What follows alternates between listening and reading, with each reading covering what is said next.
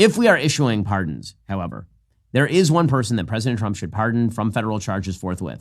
It would be incredibly controversial, but I think that it's absolutely necessary. That person is Derek Chauvin.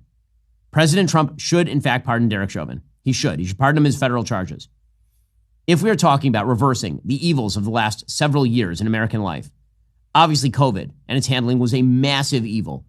Destroyed the economy, set us on a path to fiscal insanity, destroyed children, led to massive health-related cover-ups, just horrifying all the way around. And President Trump has taken on a lot of those things.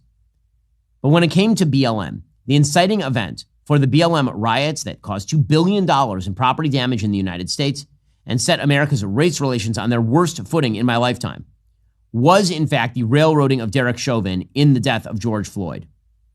The evidence demonstrates that Derek Chauvin did not, in fact, commit murder of George Floyd. George Floyd was high on fentanyl. He had a significant pre-existing heart condition. George Floyd was saying he could not breathe before he was even out of the car. He was in the car saying he could not breathe. Derek Chauvin, for large segments of even the tape that was shown, had his knee on George Floyd's shoulder or back, not on his neck. The autopsy of George Floyd showed that he had no damage to his trachea, that probably George Floyd died of excited delirium.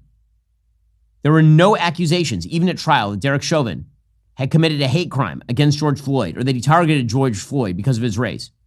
Nonetheless, on the basis of extraordinarily scanty evidence, and despite the fact that there was massive pressure on the jury, that the mayor of Minneapolis paid a settlement to the George Floyd family immediately, that the president of the United States suggested that Derek Chauvin was guilty right off the bat, that the jurors were being openly threatened and admitted as much.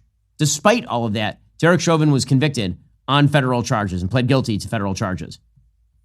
Derek Chauvin should, in fact, be pardoned on that. We will be covering that a lot more in coming weeks because I think it is worthwhile to remember that there is a man who is rotting in prison because the media decided in the middle of 2020 that they were going to turn a tragic law enforcement stop that ended with the death of a man who had a significant problem with drugs and pre-existing health problems into the raison d'etre of the entire 2020 election.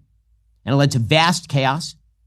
It led to, again, the destruction of racial comedy in the United States, $2 billion in property damage, and a guy rotting in prison who the evidence demonstrates certainly was not guilty beyond a reasonable doubt in that case. If we're going to talk about delivering pardons, President Trump, I think, should really seriously consider pardoning on federal charges. He can't pardon on state charges Derek Chauvin, who is convicted of the murder of George Floyd.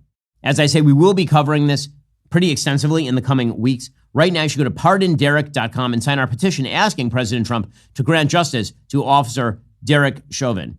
That is pardon, P-A-R-D-O-N, Derek.com, P-A-R-D-O-N-D-E-R-E-K.com.